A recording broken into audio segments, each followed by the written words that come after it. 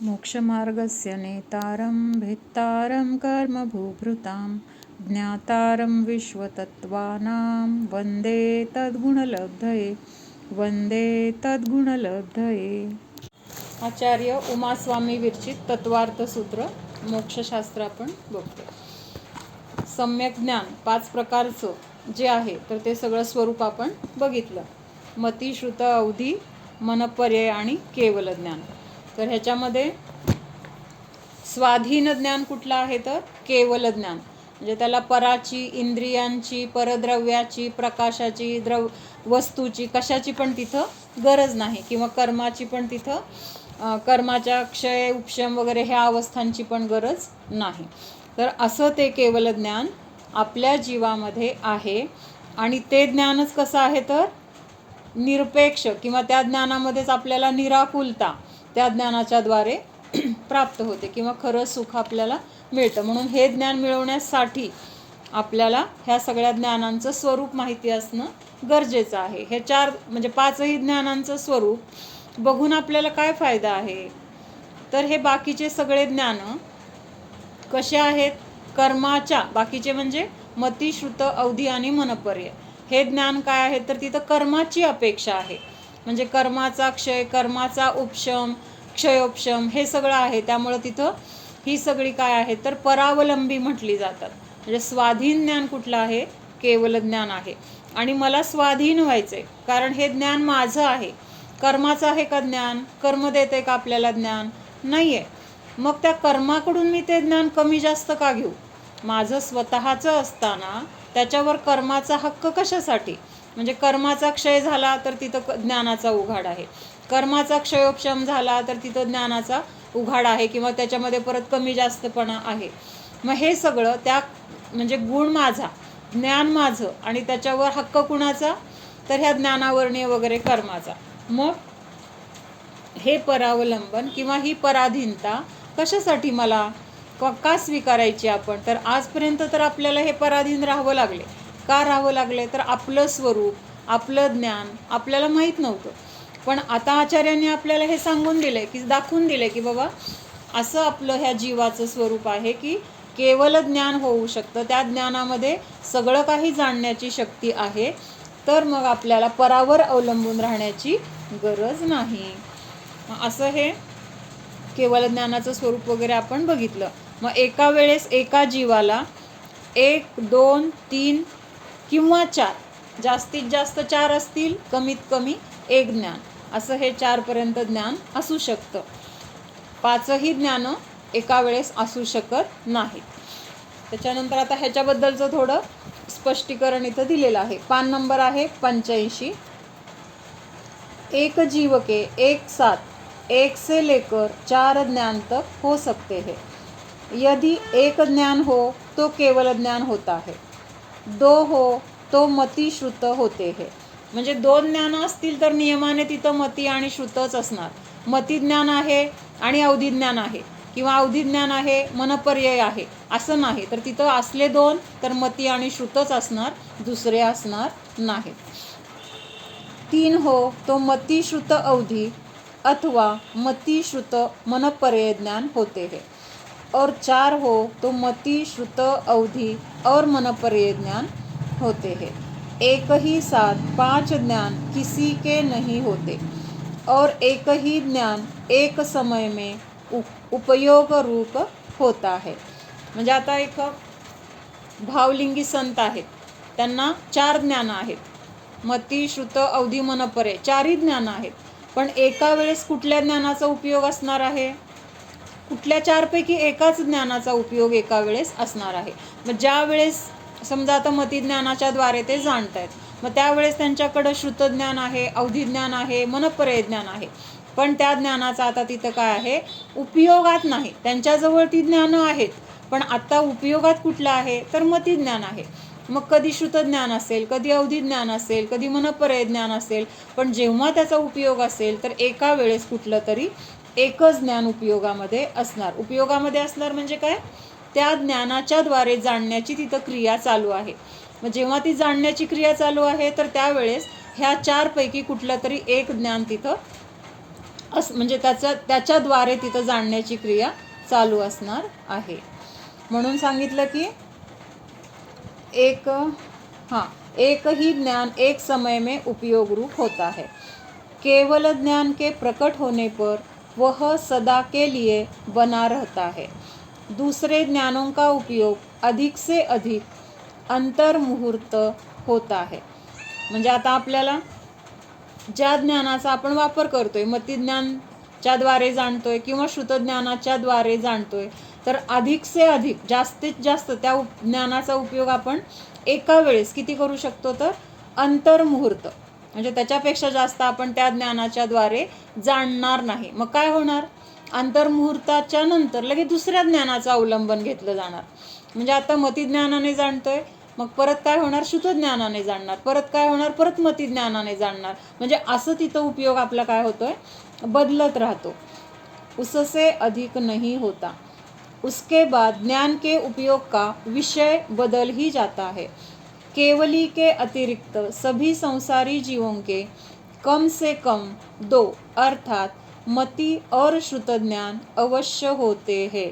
मग निगोदी जीवाला कुठलं ज्ञान असणार, निगोदी जीव म्हणजे कुठला, कशाला म्हटलंय निगोदी, तृप्ती, निगोदी जीव कोणाला म्हटलंय,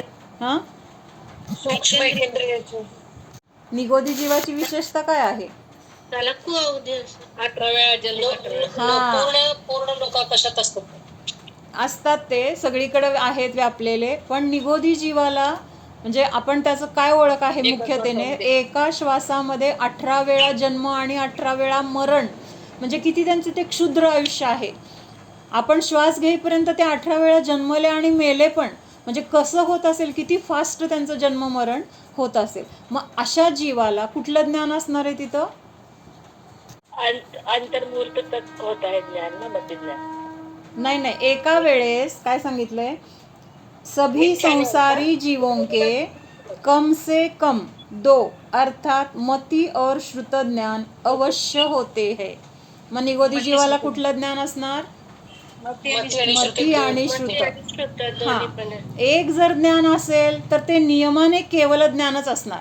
त्यावेळेस हे बाकीचे ज्ञान नसतात. फक्त अवधी ज्ञान आहे एक, फक्त मनपरे ज्ञान आहे एक, किंवा फक्त मतिज्ञान आहे, श्रुतज्ञान आहे, असं एकटं बाकीचं कुठलंही ज्ञान असूच शकत नाही.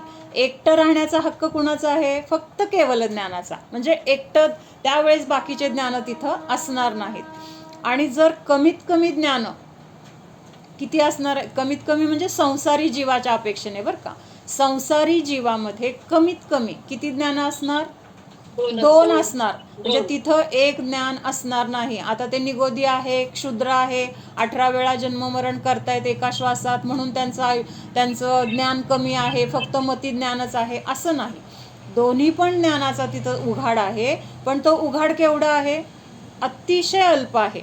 अतिशय अल्प म्हणजे आता अक्षर एक घेतलं, त्या अक्षराचा अनंतवा भाग केला तर त्या भागा एवढं ज्ञानाचा उघाड फक्त तिथं निगोदी जीवांना आहे.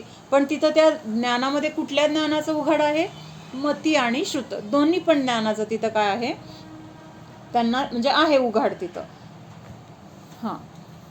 क्षयोपशमी ज्ञान क्रमवर्ती है, एक काल में एक ही प्रवर्तित होता है, किंतु यहाँ जो 4 ज्ञान एक ही साथ कहे है, सो 4 का विकास एक ही समय में होने से 4 ज्ञानों की जानने रूप लब्धि एक काल में होती है, यही कहने का तात्पर्य है. आता हे 4 ज्ञान जे आहेत, मती, श्रुत, अवधी, मनपरे, ह्यांना कसलं ज्ञान म्हटलेलं आहे, क्षयोपशमिक ज्ञान म्हटलेलं आहे. का बरं क्षयोपशमिक ज्ञान म्हटलेलं आहे, तर तिथं काय दिसते, बाहेरून निमित्त, म्हणजे निमित्त आहे ना तिथं कर्माचं, कर्माचा क्षय आहे, कर्माचा उपशम आहे, कर्माचा उदय आहे, असं तिथं क्षयोपशमामध्ये किंवा कर्माच्या क्षयोपशमाच्या निमित्तामध्ये ह्या ज्ञानांचा तिथं आपल्याला उघाड दिसतोय. प्रत्येक ज्ञानाच्या व्याख्येमध्ये आपण बघितलं की नाही, मतिज्ञानावरण आणि वीर्यांतराय कर्माचा क्षयोपशम, श्रुतज्ञानावरण आणि श्रुतज्ञानावरण कर्माचा क्षयोपशम, त्याच्यानंतर अवधी ज्ञानावरण आणि वीर्यांतराय कर्माचा क्षयोपशम, मनपरे ज्ञानावरण आणि वीर्यांतराय कर्माचा क्षयोपशम. म्हणजे प्रत्येक ठिकाणी काय आहे तिथं कर्माचा क्षयोपशम हे निमित्त कारण आहेच. म्हणून ह्या 4 ज्ञानांना काय म्हटलेलं आहे, क्षयोपशमिक ज्ञान असं म्हटलेलं आहे. त्यानंतर हे अजून काय सांगितलं हे क्षयोपशमिक ज्ञानाचं महत्त्व, तर ते क्रमवर्ती आहे. क्रमवर्ती आहे म्हणजे क्रमाने जाणते, एकानंतर दुसऱ्या पर्यायाला जाणणार. केवल ज्ञान कसं जाणतंय, एकाच वेळेस सर्व काही, सर्व द्रव्य, सर्व पर्याय ह्यांना एकाच वेळेस तिथं जाणते. म्हणजेच ते आपण काल शब्द बघितला होता, अक्रम आहे. केवल ज्ञान अक्रम आहे असं बघितलं होतं. म्हणजेच सगळ्या पर्याय, भूत भविष्य वर्तमान, सगळ्या द्रव्यांच्या, सगळ्या गुणांच्या, तिन्ही काळातील पर्याय एकाच समयामध्ये तिथे जाणल्या जात आहेत, म्हणून ते अक्रम आहे. पण आपले हे क्षयोपशमिक ज्ञान कसे आहेत, आपले म्हणजे आपल्या पर्यायामध्ये आपल्याला प्राप्त आहेत म्हणून. तर ते कसे आहेत, तर क्रमाने जाणणारे आहेत. म्हणजे एका समयामध्ये एकाच विषयाला किंवा एकाच ज्ञानाच्या द्वारे तिथं जाणलं जातं. पण असताना एका वेळेस 4 असू शकतात. म्हणजे तिथं शक्ती तर चारही ज्ञानांची आहे, पण जाणताना एका वेळेस एकाच ज्ञानाचा उपयोग होणार आहे किंवा एकाच ज्ञानाच्या द्वारे जाणलं जाणार आहे. पण आहेत किती त्या जीवामध्ये ज्ञान असा प्रश्न विचारला तर 3 आहेत, 4 आहेत, 2 आहेत असं म्हटलं जाईल. पण उपयोग तिथं काय आहे, एका समयामध्ये किंवा एका वेळेमध्ये एकाच ज्ञानाचा होणार आहे. उपयोग तो एक काल में एक ही स्वरूप होता है. उपयोग म्हणजे आपलं ज्ञान तर एका वेळेस एकाच म्हणजे पर्याय रूपाने तिथं काय आहे प्रकट होते. म्हणजे आता ते मती ज्ञानाने जाणते, श्रुत ज्ञानाने जाणते, तर एका समयामध्ये एकाच ज्ञानाच्या द्वारे तिथं जाणलं जाणार आहे. तर सूत्र 9 से 30 तक का सिद्धांत. म्हणजे आता 9 सूत्रापासून 30 पर्यंतची सूत्र आपण बघितली, तर त्या सूत्रांचा इथं काय दिलेला आहे, सार दिलेला आहे. आत्मा वास्तव में परमार्थ है और वह ज्ञान है. परमार्थ म्हणजे काय, ज्याच्यामध्ये आपलं हित आहे किंवा आपल्यासाठी जे अर्थपूर्ण म्हणजे जे आपलं प्रयोजन आहे. अर्थाचे आपण किती काय काय अर्थ बघितले होते. अर्थ ह्या शब्दाचे प्रयोजन, हेतू, पैसा किंवा शब्दाचा अर्थ. तर इथं अर्थाचा अर्थ काय घ्यायचा आहे की आत्म्याला प्राप्त करणं हेच आपलं काय आहे, तर ध्येय आहे, हेच आपलं प्रयोजन आहे. आणि ते प्रयोजन सुद्धा कसं म्हटलंय, परम म्हणजे उत्कृष्ट असं ते आपलं ध्येय आहे. म्हणून आत्मा वास्तव में परमार्थ है म्हणजेच प्राप्त करण्यायोग्य आहे. और वह ज्ञान है. आत्म्याची ओळख कशाने आहे, कुठल्या गुणामुळे हा जीव आहे हे कळतं, तर जिथं चैतन्य आहे, जाणण्याची ज्याच्यामध्ये शक्ती आहे, तर त्याद्वारे तिथं जीवाची ओळख आहे. म्हणून आत्म्यालाच एका अपेक्षेने ज्ञान असं म्हटलेलं आहे. असं म्हणतो ना आपण, ज्ञान मात्र आहे. जीव कसा आहे, तर ज्ञान मात्र आहे. ज्ञान मात्र म्हणजे फक्त एक ज्ञानच गुण आहे का जीवामध्ये, जीवामध्ये अनंत गुण आहेत, पण प्रधान किंवा मुख्य गुण कुठला आहे जीवाचा, तर ज्ञान गुण आहे. ह्या ज्ञान गुणाच्या द्वारेच आपल्याला सगळं काही समजते किंवा सुखाचा अनुभव, दुःखाचा अनुभव आपल्याला कशामुळे होतोय, जी जाणीव आपल्याला प्रत्येक गोष्टीची जाणीव होते, तर ती जाणीव आपल्याला ह्या ज्ञान गुणामुळे होते. म्हणजे सुख हा गुण वेगळा आहे, तो सुद्धा जीवाचा गुण आहे, पण त्या गुणामध्ये जाणण्याची शक्ती नाही आहे. सुख ह्या गुणामध्ये जाणण्याची शक्ती नाही आहे. जाणण्याची शक्ती किंवा आपल्याला त्या सुखाचा अनुभव कशामुळे होतोय, तर ह्या ज्ञान गुणामुळे होतोय. म्हणून हा ज्ञान गुण कसा आहे, जीवाचा प्रधान गुण म्हटला जातो किंवा त्याद्वारे जीवाची ओळख किंवा लक्षण केलं जातं. आत्मा स्वयं एक ही पदार्थ है, इसलिए ज्ञान भी एक ही पद है.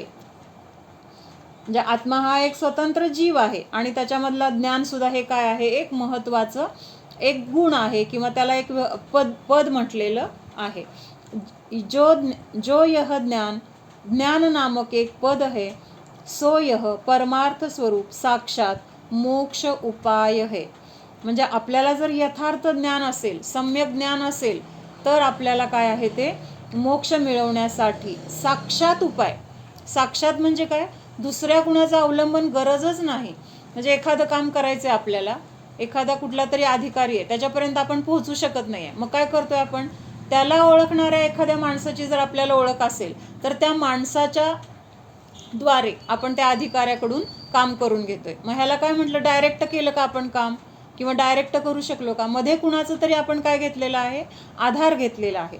मग इथं काय सांगितलंय की ज्ञान हे कसं आहे, साक्षात. मग डायरेक्ट त्या अधिकाऱ्याशी आपण जाऊन भेटलो तर आपलं काय झालं, डायरेक्ट काम झालं, मध्ये कुणाची तिथं मदत घ्यायची गरज पडली नाही. तसं हे आपल्याला मोक्षासाठी सगळ्यात महत्त्वाचं कुठलं काय आहे, पद आहे, तर हे ज्ञान किंवा हा गुण असा आहे की ह्याच्याद्वारे आपल्याला साक्षात मोक्ष मिळणार आहे, दुसऱ्या कुठल्या उपायाची गरज नाही असं सांगितलंय. इस सूत्रों में ज्ञान के जो भेद कहे है वे इस एक पद को अभिनंदन करते है. म्हणजे आता हे जे सूत्र आपण बघितले ज्ञानासंदर्भातले, किंवा हे आत्ताचं शेवटचं कुठलं, केवल ज्ञानाचं जे सूत्र, तर ते काय सांगितलेलं आहे की तेच काय करतायत, आत्म्याला प्रदर्शित करतायत, किंवा त्या गुणाच्या द्वारे आत्मा आपला काय होतोय, जाणीवेत येतोय, जाणला जातोय. म्हणून त्या पदाचं काय केलेलं आहे, अभिनंदन. अभिनंदन केले म्हणजे काय केलंय, त्याचं कौतुक केलेलं आहे की हा ज्ञान गुण इतका महत्त्वाचा आहे. त्याचं एवढं सगळं आपल्याला सगळं विस्ताराने वगैरे कशासाठी समजून घ्यायचंय, कारण हे ज्ञान समजल्याशिवाय आपण त्याच्या पुढचा प्रयत्न कसं करणार. म्हणजे माझ्याजवळ साधन आहे, माझ्याजवळ मोक्ष मिळवण्याचा उपाय आहे, हे कळल्यानंतर आपण त्या गोष्टीचं काय करणार आहे, उपयोगात आणून त्याद्वारे आपण मोक्षाची प्राप्ती किंवा सुखाची प्राप्ती करू शकणार आहे. म्हणून इथं ज्ञानाचं काय केलेलं आहे, तर जे महत्त्व सांगितलंय तर त्याला काय म्हटलंय, ज्ञानाचं अभिनंदन केलेलं आहे. ज्ञान के हीन अधिक रूप भेद उसके सामान्य ज्ञान स्वभाव को नहीं भेदते किंतु अभिनंदन करते हैं, इसलिए जिसमें समस्त भेदों का अभाव है ऐसे आत्मस्वभावभूत ज्ञान का ही एक का अवलंबन करना चाहिए, अर्थात ज्ञान स्वरूप आत्मा का ही अवलंबन करना चाहिए. ज्ञान स्वरूप आत्मा के अवलंबन से ही निम्न प्रकार प्राप्ति होती है. आता ह्या सगळ्याचं थोडक्यात बघूया. ज्ञान के हीनाधिक रूप भेद उसके ज्ञान स्वभाव को नहीं भेदते. म्हणजे आता निगोदामध्ये अल्पज्ञान आहे, त्याच्यानंतर गंधरांना 4 प्रकारचं ज्ञान आहे, आपल्यासारख्या सामान्यांना मतिश्रुत ज्ञानामध्ये पण काय आहेत, भेद दिसत आहेत. एका वर्गामध्ये 50 मुलं आहेत पण प्रत्येकाचं ज्ञान समान आहे का, कुणाचं चांगलं आहे, कुणाचं कमी जास्त आहे, मध्यम आहे, किंवा कुणाला एखादा विषय पटकन समजतोय, कुणाला दुसरा विषय समजतोय. म्हणजे तिथं ज्ञानामध्ये काय आहे, विविधता आहे, किंवा त्याच्यामध्ये कमी अधिकपणा आहे. पण हा कमी अधिकपणा तिथं आपला जो मूळ ज्ञानगुण आहे त्या गुणाचा घात करत नाही, किंवा त्या गुणामध्ये ह्या हीन अधिक प्रकारामुळं काही फरक पडत नाही. म्हणून सांगितले की जिथं ह्या सगळ्या ज्ञानांचा अभाव आहे, सगळे भेद जे सांगितलेत त्या भेदांचा जिथं अभाव आहे, म्हणजे जिथं अभेद असा ज्ञानगुण आहे, अशा आत्मस्वरूपाचं अवलंबन घ्यायला पाहिजे. आपल्या आत्म्यामध्ये असे भेद आहेत का, आपण हे सगळं त्या ज्ञानामध्ये काय काय बदल होतात, किंवा ते ज्ञान कसं प्रकट होतंय, कशाच्या द्वारे कशाच्या निमित्तात प्रकट होतंय, हे फक्त समजून घेण्यासाठी आहे. म्हणजे ज्ञान तर अखंड एकच आहे. ज्ञानामध्ये असं म्हणजे इथं मतिज्ञान आहे, इथं श्रुतज्ञान आहे, असे वेगळे वेगळे कप्पे नाही आहेत. अखंड ज्ञान एकच आहे, पण त्याचं प्रकट होण्याचं जे काही मार्ग किंवा ज्या रूपाने ते प्रकट होतंय तर ते बघून घेताना आपल्याला हे प्रकार तिथं दिसत आहेत. पण मुख्य ज्ञान कसं आहे, एक अभेद आहे आणि ते कसं पूर्ण आहे, त्याच्यामध्ये असे कुठलेही भेद वगैरे नाहीत. मग अशा ज्ञान स्वरूप आपल्या आत्मस्वरूपाचं जर आपण अवलंबन घेतलं, अवलंबन घ्यायचं म्हणजे काय करायचंय, तर आपला जो उपयोग बाहेर आहे, बाहेर म्हणजे कुठं आहे, सगळ्या बाहेरच्या संयोगामध्ये, शरीरामध्ये, 5 इंद्रियांच्या भोगामध्ये, आपल्या घरामध्ये असलेल्या परिग्रहामध्ये पूर्ण वेळ आपला कशात जातोय, ह्या सगळ्या गोष्टीमध्ये. सतत कुठल्या ना कुठल्या गोष्टीचे मनामध्ये विचार आहेत, तर ते विचार कशाचे आहेत, आपली आपली परीक्षा करून बघा. कशाची तरी आपल्याला इच्छा आहे, काहीतरी करायचंय, काहीतरी उरकायचंय, काहीतरी झालं नाही त्याची मनामध्ये खंत. म्हणजे सगळे विचार कशाबद्दल आहेत, परद्रव्यांबद्दल आहेत. म्हणजेच आपला उपयोग कुठं आहे, परद्रव्यामध्ये आहे. तर तो परद्रव्यातला उपयोग काढून आपल्या स्वतःच्या आत्म्यामध्ये घालायचा आहे. मग परद्रव्य किती आहेत? आपल्या संयोगामध्ये असलेल्या गोष्टीच किती आहेत? बाकीचं घराच्या बाहेरच्या गोष्टी तर जाऊ द्या, आपल्या घरामधल्या वस्तू जरी बघायला गेले, म्हणजे फक्त आपल्या जरी बघायला गेलो तर किती कपडे, किती दागिने, किती आपल्याला लागणाऱ्या बाकीच्या किरकोळ किरकोळ वस्तू, म्हणजे ह्या सगळ्या वस्तूंचे विकल्प किती आहेत आपल्याला? त्या प्रत्येक गोष्टीचे विकल्प आहेत की नाही? एखादी साडी, एखादा ड्रेस खराब झालाय, चांगला आहे, नवीन आणायचा आहे, फाटलाय किंवा बास करायचे, अजून दुसरे पाहिजेत, हे नको आहे. म्हणजे एका गोष्टीचा विचार बघा, म्हणजे आपण जर अभ्यास किंवा परीक्षा करायला गेलो तर एका द्रव्याबद्दल आपल्याला किती विकल्प आहेत, आणि आपल्या संयोगामध्ये किती जीव आहेत, किती परद्रव्य आहेत, त्या सगळ्यांचे विकल्प पण किती आहेत? मग अनंत विकल्प आहेत. आणि हे सगळे विकल्प आपल्या सुखाला कारण आहेत का दुःखाला कारण आहेत? दुःखालाच कारण आहेत. नियमाने दुःखाला, नियमाने कर्मबंधाला कारण आहेत. मग आपल्याला एकदम तर सगळं सुटणार नाही, पण आपण त्याला मर्यादा करू शकतो. मर्यादा, समजा 10 गोष्टींचे विकल्प आहेत आणि त्यातल्या आपण 8 गोष्टी आपण काढून टाकल्या आणि आता 2च गोष्टी आहेत. आता आपल्याला 8 गोष्टींचे विकल्प नाही आहेत की नाही, ते विकल्प कमी झाले. म्हणून आपल्यामध्ये परिग्रह प्रमाण किंवा अपरिग्रह हे काय आहे तर मुख्य रूपाने म्हणजे 5 पापामध्ये परिग्रह सोडायला म्हणजे परिग्रहामुळे आपल्याला पाप लागतं किंवा परिग्रह आपल्याला दुःखाला कारण आहे, हे जे आहे. म्हणून हे तत्व काय आहे?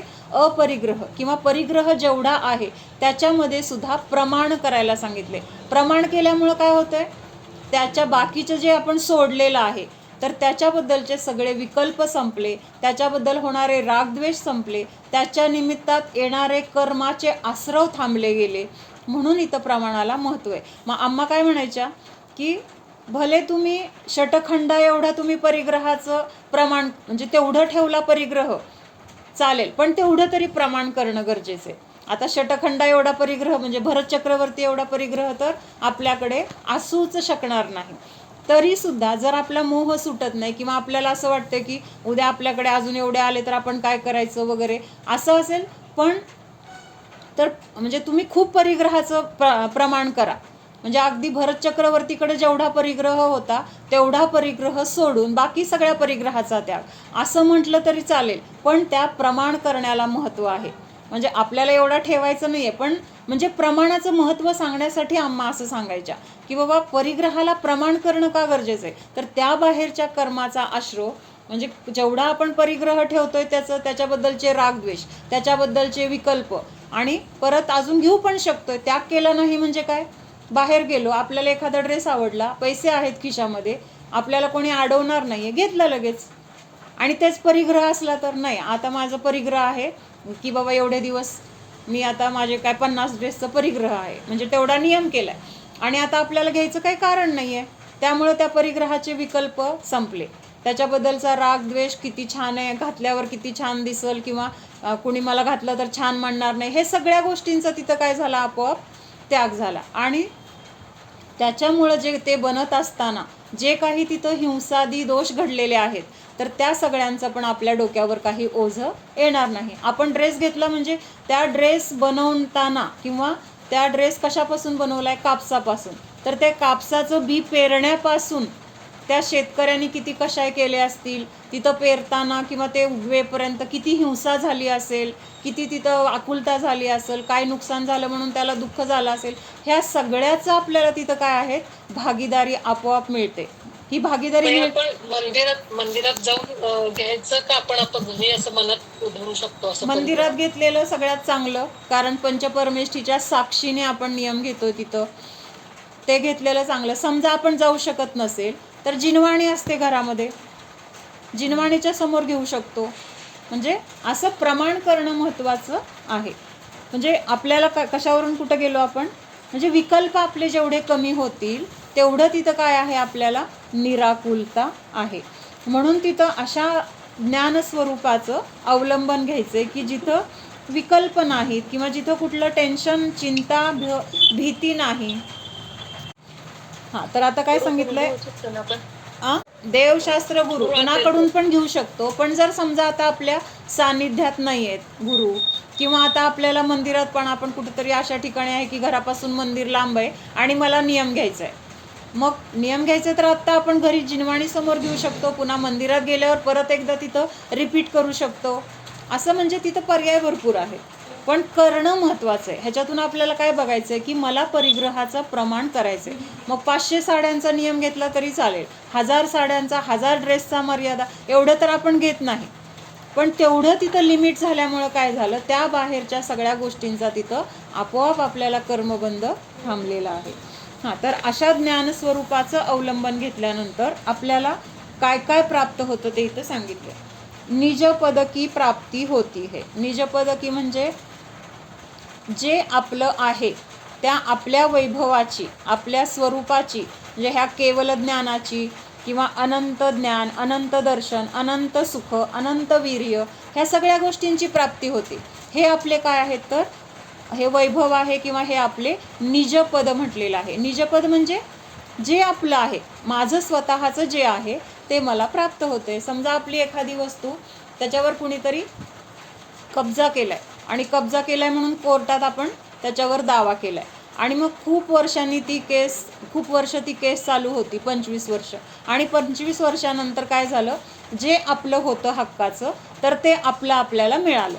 मग आपलं आपल्याला मिळाल्यानंतर किती आनंद होतो, तिथं होतो की नाही आनंद. म्हणजे ज्यासाठी आपण एवढे कष्ट केले, एवढं मनस्ताप, शेवटी ते आपल्याला मिळालं. मिळाल्यानंतर ते सगळं काय होतं, आत्तापर्यंत भोगलेलं किंवा जे त्रास झाला त्याचा विसर पडतो. तसं इथं निजपद प्राप्त होते म्हणजे काय होतंय, जे आपलं होतं, कर्मावर त्यांनी कब्जा केला होता, जिनत्वाची प्राप्ती झाली तरी दोन्हीचा अर्थ तेच होतो. निजपद म्हणजे स्वतःचं आणि जिनपद म्हणजे आपण देव होतो. म्हणजे एकूण काय, दोन्हीचा अर्थ काय होतोय, आपल्याला तिथं आपल्या वैभवाची प्राप्ती होते. त्याच्यानंतर भ्रांती का नाश होता आहे. भ्रांती म्हणजे किती चिंता आहेत आपल्याला. आता कोण इथं असं आहे का निश्चिंत आहे, मला काहीही चिंता नाही आहे, मला काही करायची इच्छा नाही आहे, मला कुठलं दुःख नाही आहे, असं आहे का. काही ना काही प्रत्येकाला चिंता आहे, म्हणजेच ही भ्रांती आहे. तर ह्या भ्रांतीचा काय होतो, नाश होतो. आत्मा का लाभ होता है. आत्मा का परिहार सिद्ध होता है. आत्म्याची प्राप्ती होते म्हणजे आत्मस्वरूपाची प्राप्ती. म्हणजे आता हे सगळे जे वेगळे वेगळे सांगितलेत ना, म्हणजे मुख्य जर बघितलं तर तिथंच पोचतोय आपण, फक्त वेगळ्या वेगळ्या शब्दांचं तिथं अवलंबन घेतलेलं आहे. आत्मा का परिहार, परिहारचा अर्थ काय होतो, म्हणजे दुसरा अर्थ इथं आहे अपेक्षित, सोडणे अर्थ इथं लागत नाही. हां, मग ते आत्म्याची प्राप्ती म्हणून आत्म्याची गिफ्ट म्हटलं तर एक वेळ तिथं लागू शकेल. म्हणजे आपल्याला एक काहीतरी असं, आत्म्याचं लक्ष काय ते लक्ष असं अनात्मा म्हणजे आत्मा म्हणजे आत्मा सोडून बाकीचं जे आहे त्याला अनात्मा म्हटलेलं आहे. म्हणजे माझा जीव सोडून माझ्यासाठी बाकीचे सगळे काय आहेत, बाकीचे जीव असतील पण माझ्यासाठी ते अनात्मा झाले. म्हणजे माझा जीव त्यांच्यामध्ये नाही किंवा त्यांचा जीव माझ्यामध्ये नाही, ह्या अपेक्षेने ते माझ्यासाठी अनात्मा आहे. एक माझा आत्माच माझ्यासाठी, हां, अजीव म्हणा किंवा अजीव पण येणार आणि बाकीचे जीव पण येणार. बाकीचे जीव सुद्धा आपल्यासाठी अनात्मा झाले प्रत्येकासाठी. आपला आपला आत्माच आपल्यासाठी म्हणले ना, किंवा अनात्मा म्हणा, दोन्हीचा अर्थ तसा घेऊ शकतो आपण. हां, तर आत्म्याची प्राप्ती ह्या अपेक्षेने इथं परिहार असू शकतो. तरी पण एकदा मी बघून तुम्हाला उद्या सांगते. भावकर्म बलवान नहीं हो सकता. राग द्वेष मोह उत्पन्न नहीं होते. भावकर्म बलवान नहीं हो सकता म्हणजे जेव्हा आपल्याला आपल्या आत्म्याचं स्वरूप कळालं, माझा स्वभाव काय आहे, माझ्या स्वरूपामध्ये काय आहे आणि काय नाही हे समजतं, तर तिथं काय होतंय, भावकर्माचा जोर आपल्यावर चालत नाही. भावकर्म म्हणजे काय आहेत, कशाय नो कशाय किंवा आपल्या मनामध्ये जे काही चिंता, आकुलता, दुःख, हे सगळे जे विचार आहेत तर ते काय आहेत, भावकर्म आहेत. मग ह्या भावकर्मांचं म्हणजे ह्या रागद्वेषादी विकारी भावांचा आपल्यावर जोर चालत नाही, म्हणजे आत्म्यावर त्यांचं वर्चस्व राहत नाही. आत्ता कसं आहे, कर्माच्या वर्चस्वामध्ये आहोत आपण. म्हणजे कर्माचा तीव्र उदय आला की आपल्याला चीड येते, क्रोध येतो किंवा मान, लोभ, माया, हे सगळे कशा आहे आपल्याकडून सहज होतात. म्हणजे तिथं काय आहे, अजून आपण कमी पडतोय, आपला जोर कमी पडतोय आणि कर्माचा जोर जास्त पडतोय. का पडतोय, तर आपलं आपल्या स्वतःकडे लक्ष नाही आहे. आपलं परामध्ये जास्त लक्ष आहे, परामध्ये आपलं एकत्व ममत्व आहे, मोह आहे, त्यामुळे आत्ता आपल्याला भावकर्माचा जोर आहे. पण जेव्हा आपल्याला आपल्या आत्मस्वरूपाची जाणीव, पक्का निर्णय, पक्क श्रद्धान होणार आहे, त्यावेळेस तिथं भावकर्माचा जोर चालणार नाही. पांडवांना केवढा मोठा उपसर्ग झाला, त्यांच्या अंगावर सगळे तापलेले दागिने घातले, मग तिथं त्यांना भावकर्माचा म्हणजे तिथं भावकर्म होऊ शकले असते. समजा आपल्याला असं कुणी केलं तर आपल्याकडे काय होणार आहे, भावकर्माचा उद्रेक होणार आहे. आणि तिथं काय होतं, भावकर्माचा जोर चालला का तिथं ते शांतच राहिले. म्हणजे त्यांना तिथं काही राग नाही, द्वेष नाही, इष्ट अनिष्ट भाव नाही, किंवा बदला घेण्याची भाव नाही, शत्रुत्व नाही. हे सगळे भावकर्म तिथं काय झालेले आहेत, आपोआप नष्ट झालेत. म्हणजे तिथं त्यांचा जोर चालला नाही. राग द्वेष मोह उत्पन्न नहीं होते, पुनः कर्मों का आश्रव नहीं होता. आणि मग जेव्हा राग द्वेषच उत्पन्न झाले नाहीत, भावकर्मच आले नाहीत, तर तिथं नवीन कर्मबंध होणारच नाही. म्हणजेच काय झालं, तिथं संवर झाला. लक्षात येते का? जर आपल्याला राग द्वेष झाले नाहीत आपल्याकडून, तर नवीन कर्माचा बंध होणार नाही. नवीन कर्माचा बंध झाला नाही म्हणजेच काय झालं, तिथं कर्मांचं येणं थांबलं. कर्मांना आपण आपल्या प्रदेशामध्ये येऊ दिलं नाही आणि तिथं काय झालं, कर्मांना रोखलं, म्हणजेच संवर झाला. पुनः कर्म नहीं बंधता, पूर्वबद्ध कर्म भोगा जाने पर निर्जरित हो जाता है. म्हणजे नवीन कर्म तर यायचं थांबलं आणि जे आपण पूर्वी बांधलेलं आहे तर ते कर्मसुद्धा काय होतंय, निर्जरा होऊन निघून जातंय. म्हणजे आपल्या संयोगामधून ते निघून जाते. समस्त कर्मों का अभाव होने से साक्षात मोक्ष होता है. ज्ञान स्वरूप आत्मा के अवलंबन की ऐसी महिमा है. कशाचा आहे, म्हणजे हे सगळे जे आत्ता आपण फायदे बघितले ना, ते एका गोष्टीचे फायदे सांगितले. कुठली गोष्ट सांगितली होती, ज्ञानस्वरूपाचं अवलंबन घेतलं आपण, तर त्या ज्ञानस्वरूपाच्या अवलंबनाने हे सगळं होतंय. म्हणजेच थोडक्यात काय होते, तर आपल्याला मोक्ष स्वरूपाची प्राप्ती होते किंवा केवल ज्ञानाची प्राप्ती होते. सगळ्या कर्मांचा नाश होतोय. क्षयोपशम के अनुसार ज्ञान में जो भेद होते हैं वे कहीं ज्ञान सामान्य को अज्ञान रूप नहीं करते, प्रत्युत ज्ञान को प्रकट करते हैं. इसलिए इन सब भेदों पर का लक्ष्य गौण करके ज्ञान सामान्य का अवलंबन करना चाहिए. मति श्रुत और अवधि ज्ञान में मिथ्यात्व. म्हणजे आत्तापर्यंत आपण काय बघितलेत, सगळे सम्यक ज्ञानाचे प्रकार बघितले किंवा ह्या सम्यक ज्ञानाचं स्वरूप आपण बघितलेलं आहे. मग आता इथं काय सांगितलंय की ही जी ज्ञानं आहेत तर ह्याच्यामध्ये विपरीतता सुद्धा असते. विपरीतता म्हणजे त्याच्याबद्दलची, म्हणजे तत्वाबद्दलची विपरीत मान्यता असेल तर ह्या 3 ज्ञानामध्ये काय म्हटलेलं आहे, तिथं मिथ्यात्व आहे असं म्हटलेलं आहे. मति श्रुत और अवधि ज्ञान में मिथ्यात्व. मति श्रुतावधयो विपर्ययाश्च. मति श्रुतावधयो विपर्ययाश्च. काय सांगितलंय, मति श्रुत और अवधि यह 3 ज्ञान विपर्यय भी होते हैं. म्हणजे एकूण आपण 8 ज्ञान असं म्हटली जातात ना, सम्यक आणि मिथ्या, अशा दोन्ही प्रकारचे ज्ञान मिळून ज्ञानाचे 8 प्रकार सांगितले जातात. सम्यक ज्ञान म्हटलं तर 5 आहेत, मिथ्या ज्ञान म्हटलं तर 3 आहेत. पण सम्यक आणि मिथ्या असे दोन्ही मिळून जर किती आहेत म्हटलं तर तिथं 8 ज्ञान म्हटलेली आहेत. मग आता हे मति श्रुत आणि अवधि हे विपरीत पण असतात असं सांगितलंय. उपरोक्त 5 ज्ञान सम्यक ज्ञान है, किंतु मति श्रुत और अवधि यह तीनों ज्ञान मिथ्या ज्ञान भी होते हैं. उस मिथ्या ज्ञान को कुमति ज्ञान, कुश्रुत ज्ञान तथा कुअवधि विभंगावधि ज्ञान कहते हैं. अभी तक सम्यक ज्ञान का अधिकार चला आ रहा है. अब इस सूत्र में च शब्द से यह सूचित किया है कि यह 3 ज्ञान सम्यक भी होते हैं और मिथ्या भी होते हैं. सूत्र में विपर्यय शब्द प्रयुक्त हुआ है, उसमें संशय और अनध्यवसाय गर्भित रूप से आ जाते हैं. आता मिथ्या ज्ञान म्हणजे काय झालं? ज्या ज्ञानामध्ये दोष आहे त्या ज्ञानाला काय म्हटलंय? मिथ्या ज्ञान. मग ज्ञानाचे दोष कुठले आहेत?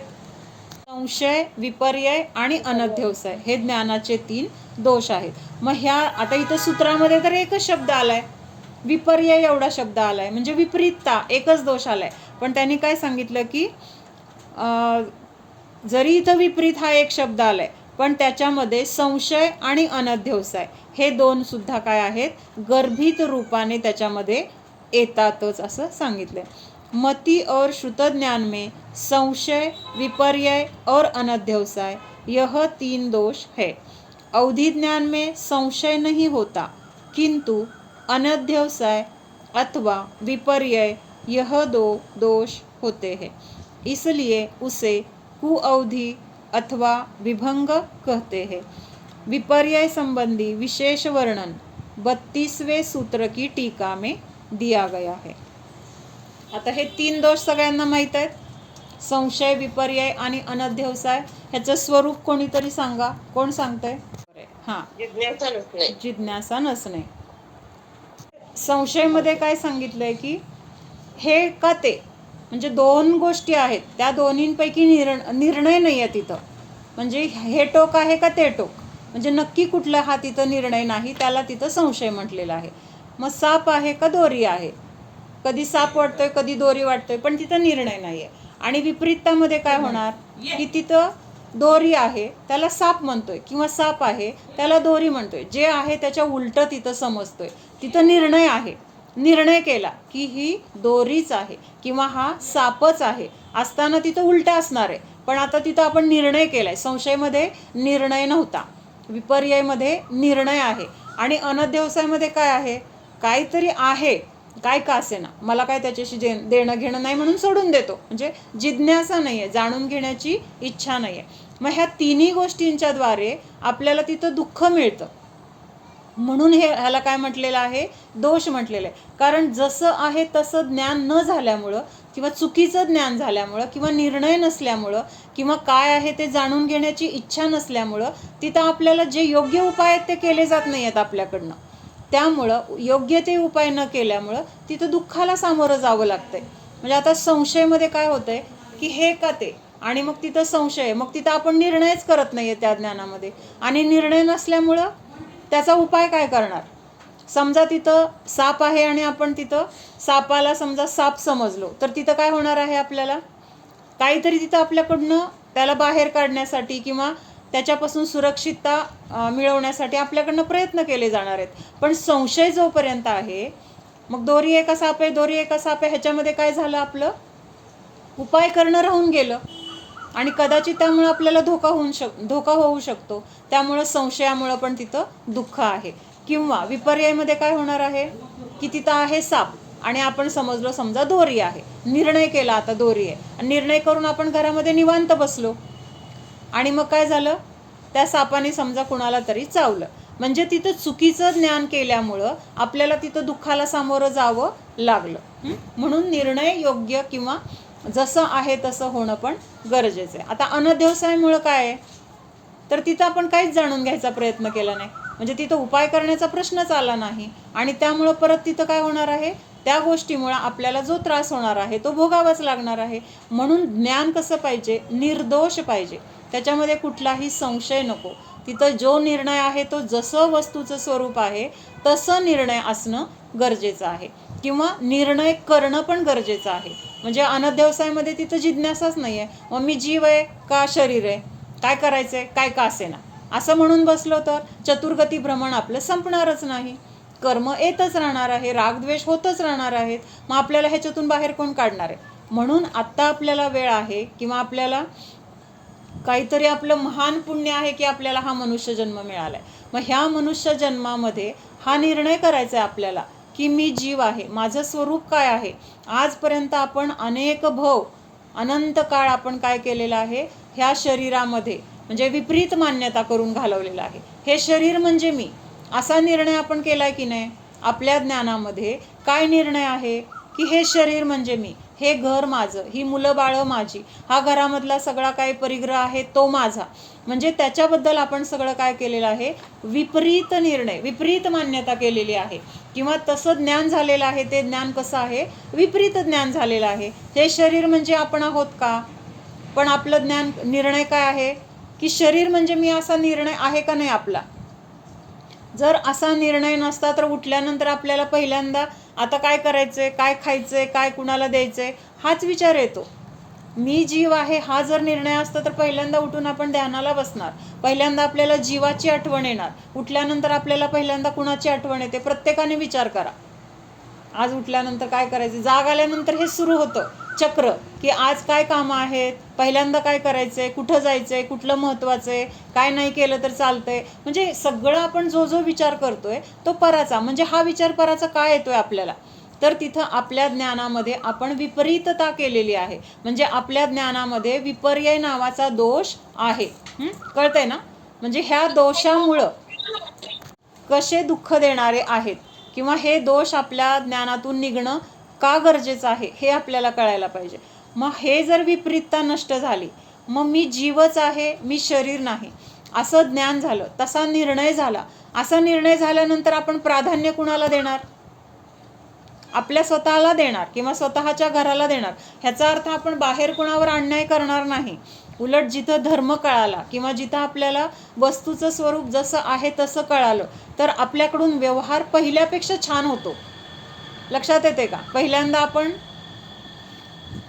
जेवढं जे काही करत होतो ते करत असताना रागद्वेष होत होते किंवा तिथं आकुलता, दुःख होत होती. पण जेव्हा आपल्याला निर्णय झाला की माझं स्वरूप माझ्यामध्ये आहे, परामध्ये नाही, तर बाहेर असं वागणार आपण की आपल्यामुळं कुणाला त्रास झाला नाही पाहिजे किंवा माझ्यामुळं कुणाला अंतराय होऊ नये, अशा सगळ्या काळजीपूर्वक आपल्याकडनं सगळ्या क्रिया आपल्या होणार आहेत. उलट तिथं त्यावेळेस आकुलता नसणार आहे, रागद्वेषांची तीव्रता कमी झालेली असणार आहे, काही झालं तर तिथं दुःखाची तीव्रता कमी झालेली असणार आहे. म्हणजे हे आपल्याला कशामुळं आहे, तर तिथं योग्य निर्णय झालाय, जसं वस्तूचं स्वरूप आहे तसं जाणलं गेले, आणि त्यामुळं तिथं काय होतंय, आपल्याला दुःखाची तीव्रता, रागद्वेषांची तीव्रता हे सगळं कमी झालेलं आहे. म्हणून आपल्या ज्ञानामध्ये हे दोष आहेत आणि हे दोषच आपल्या दुःखाला कारण आहेत. म्हणून तिथं निर्णय करणं गरजेचं आहे. निर्णय सुद्धा कसा पाहिजे, जसं आहे तसं स्वरूपाचं ज्ञान झालं पाहिजे. म्हणजेच ते ज्ञान विपरीततेने रहित, संशयाने रहित आणि अनध्यवसायाने रहित असलं पाहिजे. हां, मति और श्रुत ज्ञान में संशय, विपर्यय और, हाँ हे झालंय वाचून, अनादि मिथ्या दृष्टि के कुमति और कुश्रुत होते हैं. मग जो जीव आहे कसा आहे, मिथ्या दृष्टी आहे, तर अनादि काळापासून मिथ्या दृष्टीच असेल तर त्याच्यामध्ये नियमाने कुठले ज्ञान असणार आहेत, कुमती आणि कुश्रुत. कारण तिथं ज्ञानामध्ये विपरीतता आहे. ही विपरीतता तर आहे. मुख्य सगळ्यात मोठी विपरीतता कुठली आहे, हे शरीर म्हणजे मी. अवधिज्ञानात तिथं संशय नाहीये. हा, अवधिज्ञानाच्या द्वारे तिथं निर्णय होणार. म्हणजे तिथं हे का ते असा प्रश्न येणार नाहीये, जाणलं जाणार आहे तिथं. पण जाणलं जाताना तिथं काय जाणलं जाणार आहे, विपर्यय वगैरे सहित असणार तिथं. म्हणजे उलट जाणणार. म्हणजे ह्या माणसाने मला मागच्या जन्मी त्रास दिला होता. मग आता तिथं ते कुअवधी ज्ञान असल्यामुळं तिथं दुसऱ्यांना दोष दिला जातोय की नाही. जर सम्यक ज्ञान असेल तर तिथं आपण दुसऱ्याला दोष देणार का? समजा मी काहीतरी कुणाच्या तरी निमित्तात माझं नुकसान झालं किंवा त्यांनी माझं नुकसान केलं असं व्यवहारात आपण म्हणतो, पण प्रत्यक्षात तिथं काय झालेलं असतं, ज्याच्या त्याच्या कर्माचा तो तिथं उदय आलेला आहे. आज माझी काहीतरी चोरी झाली समजा, मग चोरी झाली, ज्या व्यक्तीने चोरलं त्या व्यक्तीला आपण दोष देत बसतो. कधी, जेव्हा तिथं कुमती, कुश्रुत आहे, तिथं आपण काय म्हणणार, त्याला दोष देणार, त्यांनी माझी चोरी केली. पण तिथं जर सम्यक ज्ञान असेल, म्हणजे मतिश्रुत हे सम्यक प्रकाराने असेल किंवा तो जीव सम्यक दृष्टी असेल, तर तिथं तो काय जाणणार, माझ्या कर्माचा आज उदय आला होता, पाप कर्माचा, आणि त्या माणसाचे मी मागच्या जन्मी असंच काहीतरी चोरी केलेली असणार आहे आणि तो कर्माचा उदय आला आणि त्यांनी ती चोरले. म्हणजे त्या व्यक्तीला तिथं आपण दोष देणार नाही.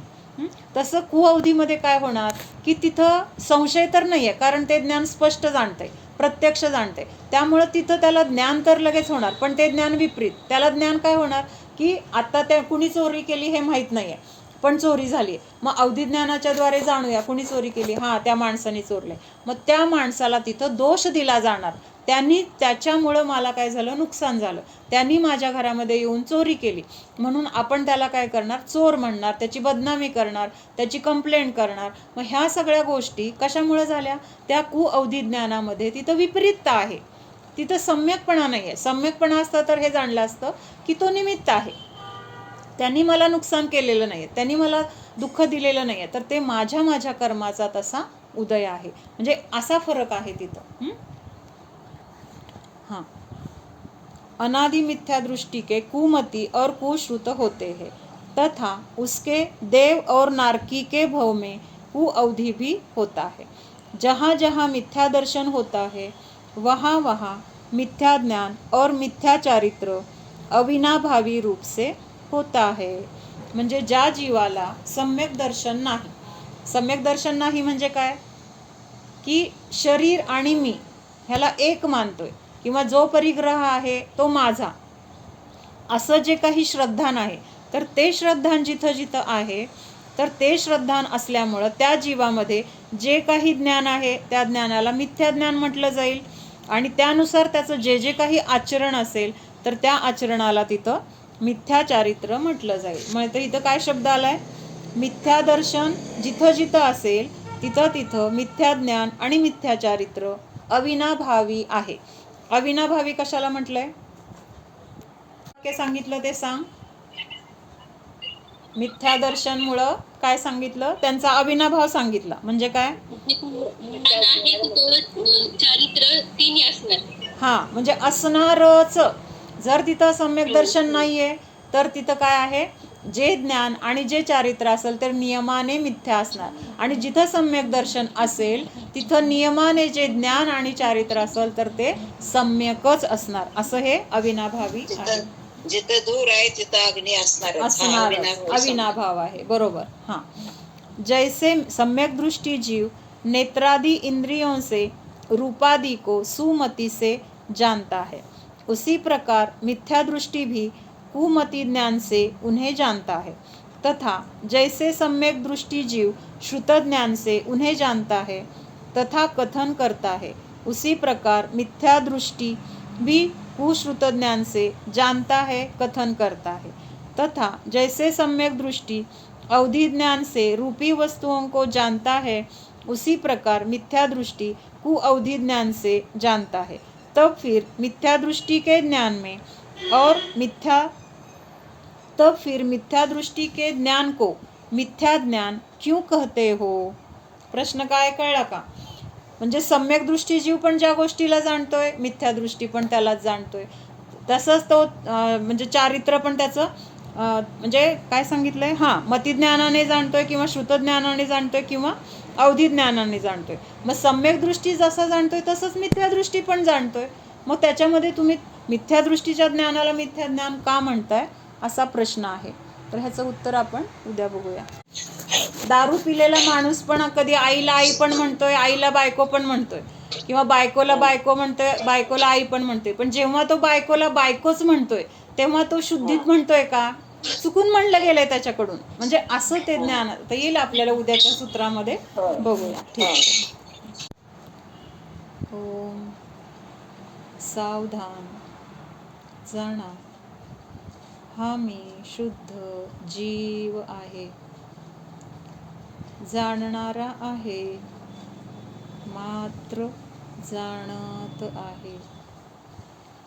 जाणणे सोडून मी अन्य काहीही करणारा नाहीच. जाणा, हा मी जीवच आहे, शरीर नाही. जीव आहे का शरीर, हा संशय माझ्या मनामध्ये नाहीच. मी जीवच आहे, शरीर नाही. आजपर्यंत शरीराला जीव जीवाला शरीर मानले. आता ही विपरीतता माझ्या ज्ञानामध्ये नाहीच. जीव आहे की शरीर हे जाणण्याची जिज्ञासा नाही असे नाही. जीव आहे हे जाणले आहे. जीवाला जाणण्याची जिज्ञासा आहे. जीवच आहे असा निर्णय आहे. म्हणजेच माझ्या ज्ञानामध्ये संशय, विपर्यय, अनध्यवसाय नाहीतच. जाणा, स्वतःच्या निर्दोष ज्ञान स्वरूपाला जाणा. या माझ्या जीव स्वरूपामध्ये ज्ञान आहे. या ज्ञानामध्ये कुठलाही दोष नाही. दोषरहित असे हे ज्ञान निर्मळ आहे. जाणा, स्वच्छ आहे. जाणा, रागद्वेषाने रहित, कषायाने रहित, भावकर्माने रहित अशा या ज्ञान स्वरूपाला जाणा. हे कषाय, रागद्वेष, भावकर्म कर्माच्या उदयामध्ये संयोगात आहेत. माझ्या स्वरूपामध्ये नाहीत. निर्णय करा. जाणणे हा स्वभाव आहे. रागद्वेष करणे स्वभाव नाही. ते माझे स्वरूप नाही. हा मी प्रभूंप्रमाणे निर्दोष स्वरूपी आहे. निर्दोष स्वरूपोऽहम्. स्वच्छत्व शक्ती स्वरूपोऽहम्. ओम विसर्जन. नमो अरिहंताणं, नमो सिद्धाणं, नमो आयर्याणं, नमो उवत्सायाणं, नमो लोये सव्वसाहोणं, नमो अरिहंताणं, नमो सिद्धाणं, नमो आयर्याणं, नमो उवत्सायाणं, नमो लोये सव्वसाहोणं, नमो अरिहंताणं, नमो सिद्धाणं, नमो आयर्याणं, नमो उवत्सायाणं, नमो लोये सव्वसाहोणं. दुःखखौ कम्मखौ बोहिलाओ सुगई गमनं, समाही मरणं जिनगुणसंपत्ती हो दुमज्जन. नमोस्तु नमोस्तु नमोस्तु. माझ्या परिणामांची परम विशुद्धी हो. मोक्षाला जाईपर्यंत ब्रह्मचर्य राहो. मुनी हो, दानास पात्र राहो. आत्मध्यान घडो. जय जिनेंद्र सगळ्यांना. जय जिनेंद्र. जय जिनेंद्र सगळ्यांना. जय जिनेंद्र सगळ्यांना. जय जिनेंद्र सगळ्यांना.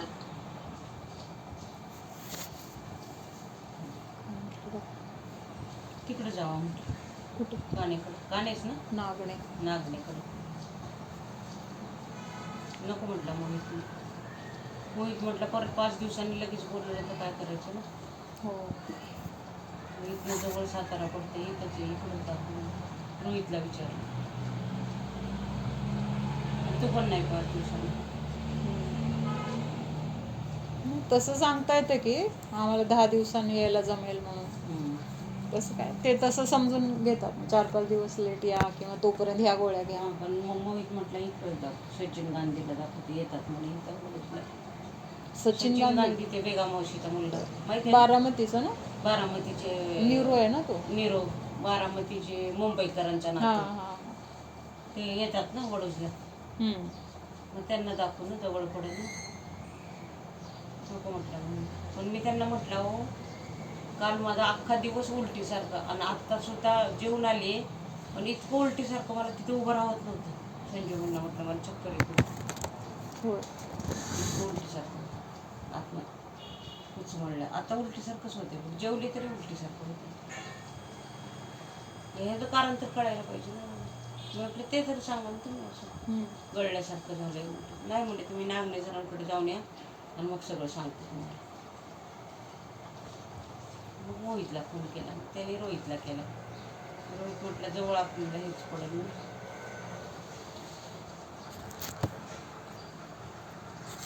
आता गाडी पाठवतो म्हटलं असं नको चल ना, कशाला बोलवती गाडी. नको बाई एकदा होते की काय होते. काय नाही झालं तुझं, तिथे गेलं की सगळं कमी होत आहे बघतो. विश्वास ठेवा ग माझ्यावर. परत येते बाई येऊ दे अलेक्सांडर्सला जाऊन आले.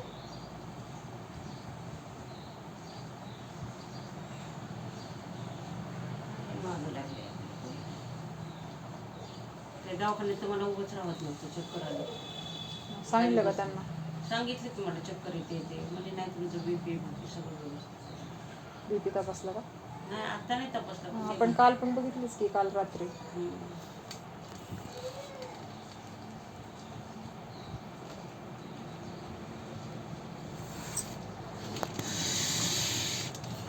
ते संजूभाई म्हटले भांडी धुवू नका ते सिमेंट लावायला. हां राव. तिला त्रास होतो ना. पण साडी बदल.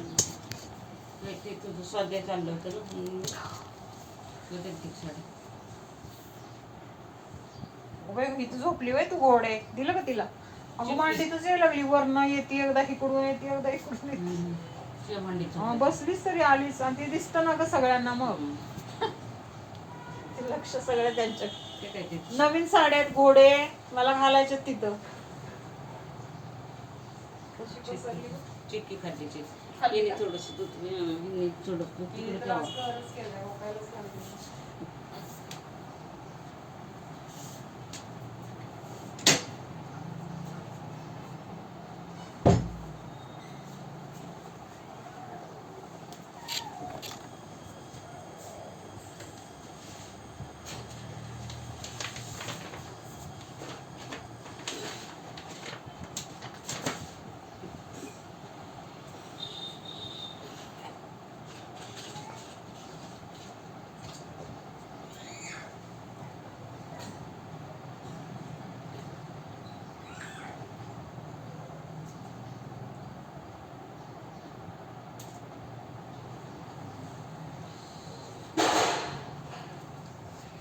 का बदलू का?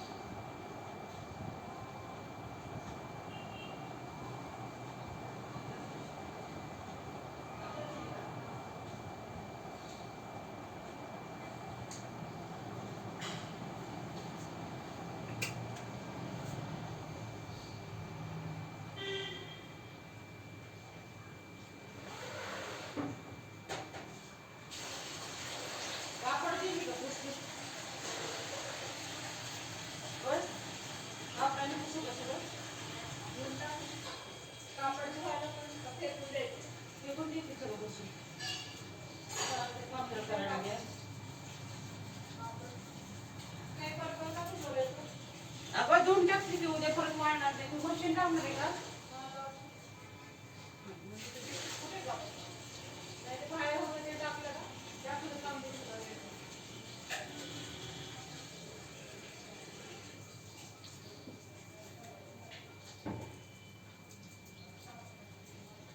सगळं आणू का त्याला इकडे धुवायला?